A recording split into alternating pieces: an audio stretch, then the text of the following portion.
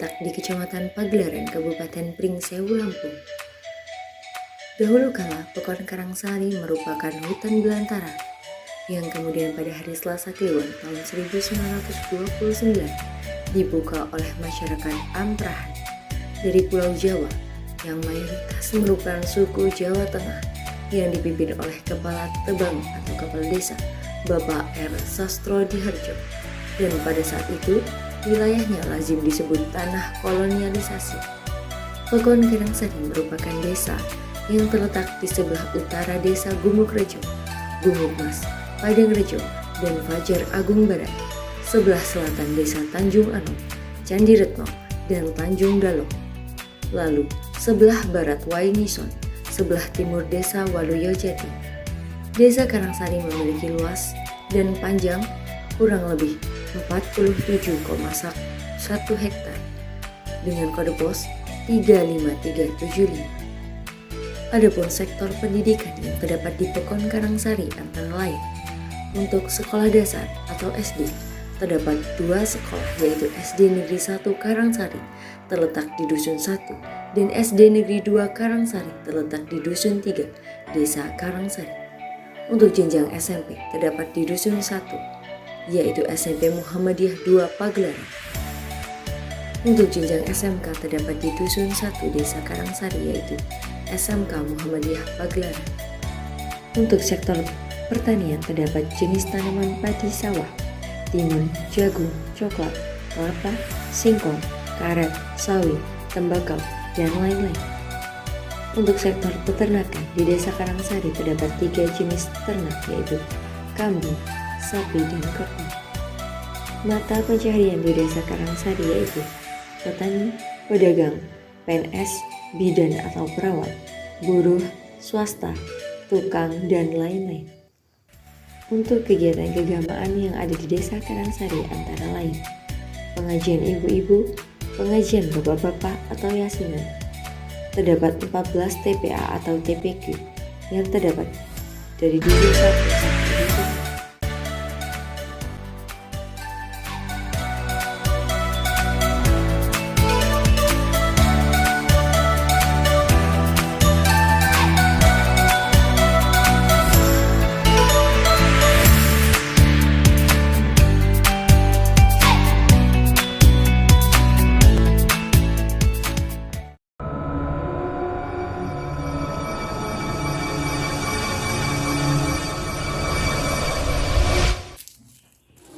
Assalamualaikum Pak. Waalaikumsalam.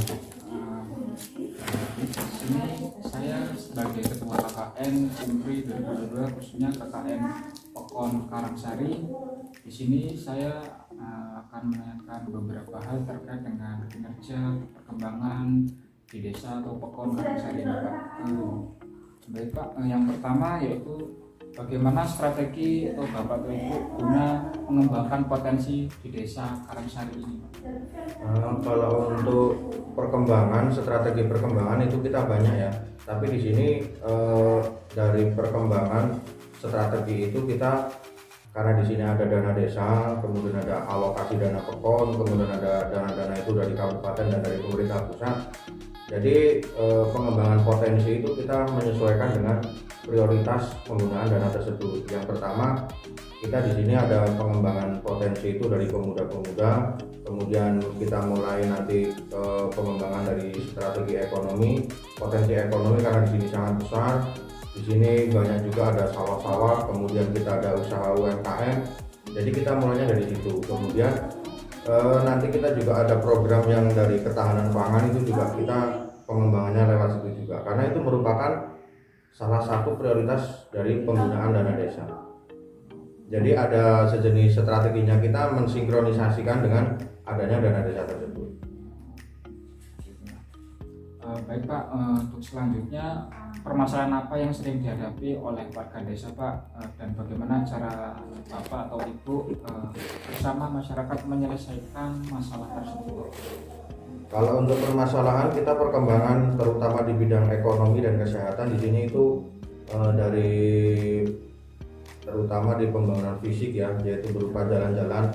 Terutama di sini dari yang kita fokuskan itu di bidang ekonomi. itu kita penggunaan ekonomi itu di sini banyak yang bikin batu bata, pengrajin batu bata itu sangat banyak, dan itu semua tergantung dari jalan. Entah itu memasukkan untuk bahan, kemudian kita peralatan-peralatan itu seperti mesin-mesin, itu terus menjual hasilnya juga, itu kita terkendalanya dari jalan. Jalan banyak yang rusak karena kita musim hujan, makanya kita banyak juga jalan yang terkena hujan itu ya tetap rusak. Terus dari pertanian juga kita permasalahannya banyak yang di situ, di jalan-jalan, kemudian ada gorong-gorong, kemudian itu yang rusak, kemudian perlu dibuatkan aliran air berupa drainase dan gorong-gorong tersebut. Dan untuk mengatasi permasalahan tersebut, kita mulai dari tahun ke tahun kita selalu bertahap menyesuaikan dengan kondisi dana. Kita melakukan pembangunan, yaitu di jalan-jalan kita fokuskan banyak di jalan. Kemudian kita ada talut itu untuk penahan tanah supaya nanti itu jalannya nggak gampang rusak. Kemudian kita nanti ada pengerasan jalan, ada cor-coran jalan, itu banyak.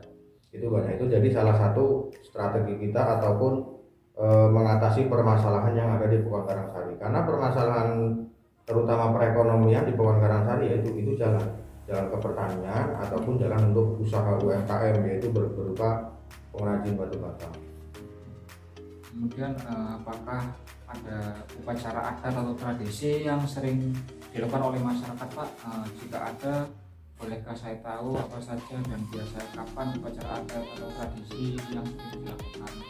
Kalau upacara adat itu kita ada namanya bersih desa. Bersih desa itu biasanya pertunjukan seni. Seni itu mungkin dari udah warisan dari nenek moyang ya, dari nenek moyang setiap tahun itu ada namanya bersih desa. Bersih desa itu biasanya pertunjukan seni. Terkadang itu ada kuda kepang, ada juga wayang kulit, ada juga nanti seni tari dari anak-anak kita, kan ada sanggar tari juga. Itu pertunjukan seni itu biasanya dimulai dari pagi sampai dengan malam hari, nanti penutupnya sampai pagi, itu wayang kulit. Itu diadakan setiap tahun, tapi dengan kondisi mulai tahun 2020 itu kondisi COVID-19 itu memang kita sudah nggak boleh ada namanya kerumunan, makanya dari tahun 2020 sampai sekarang kita masih off masalah itu, karena kita belum ada izin juga untuk kerumunan banyak. Karena itu kalau itu sejenis bersih desa bisa dianggap kita pesta rakyat ya, karena di situ nanti banyak warga-warga itu membawa makanan ataupun bahan makanan itu kita masak di tempat itu, makanya banyak semua warga itu pasti datang ke situ. Makanya ya kita terlalu ramai juga kalau memang kondisi COVID-19, kita masih yang jaga jarak itu kan, kita nggak boleh berkerumun. Ya kita tetap kalau mengadakan bersih desa otomatis kita berkerumun, melanggar peraturan dari pemerintah. Kemudian Pak, adakah program-program wajib dan rutin yang dilakukan oleh masyarakat? Kalau program yang wajib rutin itu nggak ada sih. Ada, yaitu yang mungkin bersih desa itu yang memang program sejenis acara pesta rakyat. Kalau untuk perdusun memang mungkin ada perdusunnya itu masing-masing ada, tapi kalau secara keseluruhan kita bareng itu program yang dari dulu memang wajib itu bersih desa itu. Tapi karena ada COVID itu makanya kita ya masyarakat juga tahu lah itu peraturan pemerintah dan memang nggak boleh, ya udah nggak dilaksanakan. Sampai sekarang belum. Mungkin untuk tahun depan kalau COVID kita sudah mereda, mudah-mudahan memang sudah mereda, untuk tahun depan mudah-mudahan kita bisa mengadakan lagi untuk acara pesta rakyat itu. Terima kasih atas informasi yang telah diberikan Pak. Khususnya untuk informasi Pekon Karangsari ini, kami mengucapkan banyak terima kasih Pak.